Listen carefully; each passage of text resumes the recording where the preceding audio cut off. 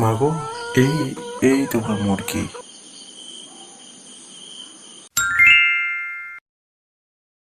এই যে, দাও দেখি এই মুরগিটা।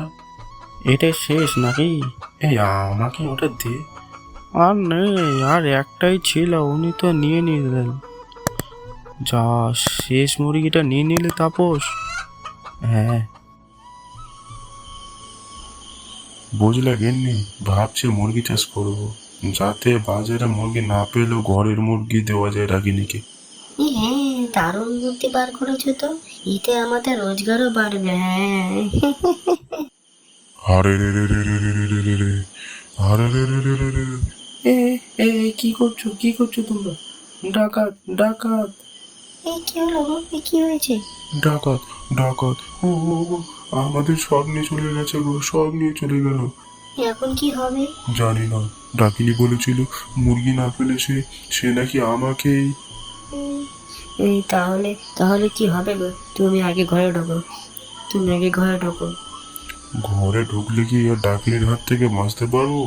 তার থেকে ভালো তার কাছে গিয়ে সব বলি। গিন্নি, গিন্নি চললাম।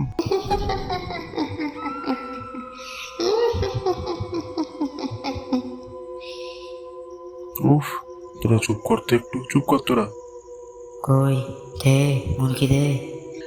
মুরগি নেই মা, ডাকাতি হয়ে গেছে। মুরগি সব ডাকাতরা নিয়ে গেছে। আমি সব শুনতে চাই না। একবার আমাকে ক্ষমা করে দাও মা। ক্ষমা? হ্যাঁ, ক্ষমা? তন্ত্র সাধনা নিয়ে ছেলে খেলা?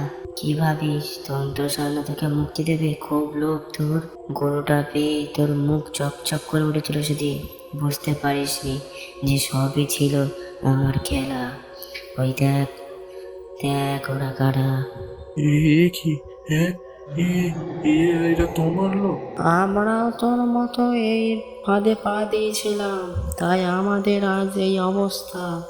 আমাদের বারণ শুনিসনি, ভয় দেখিয়েছিলাম তাও যাসনি। এখন তোর অবস্থাও এরকম হবে। আ আ আ